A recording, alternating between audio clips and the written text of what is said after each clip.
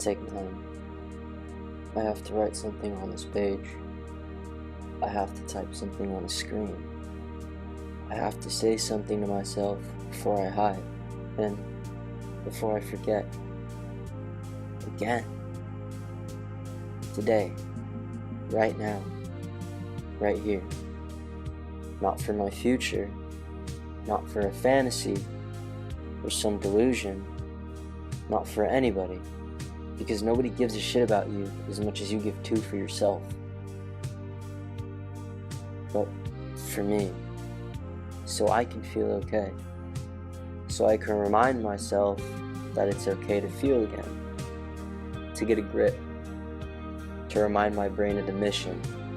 Not the goal, but the mission.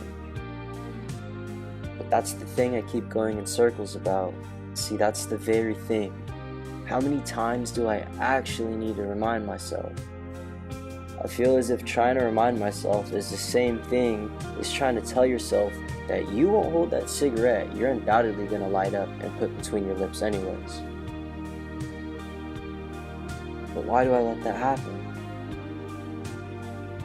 Why do these things always end up making me feel like the mission is gone? If things aren't executed in a perfect way, I can't move on. I mean, nothing is ever perfect. Perfection is the long-winded version of an insecurity of telling yourself you're not good enough, so things won't happen for you.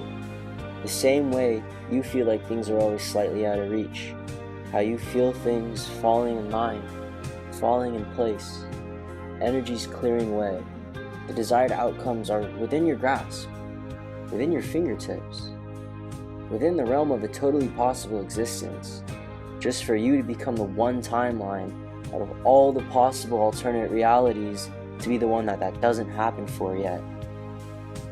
You become that tragedy, and the window for that specific moment in time where the energy was right eventually rejects you altogether because of this selfish sense of self-righteousness. And honestly, who the fuck are you to lay a gavel down? Because you definitely aren't qualified to do that. You attach yourself to a false sense of security and direction. In those moments where you felt it, where the stars aligned, where things made sense, where you went, this is it. This is that time. Shatter in front of you, just like the mirror you look in every day until you see something perfect. And it's all thanks to the same way you strive for perfection, becoming the exact same reason you subconsciously always strive to fall just short of the mark. It lets you keep romanticizing the what-ifs rather than the what-is.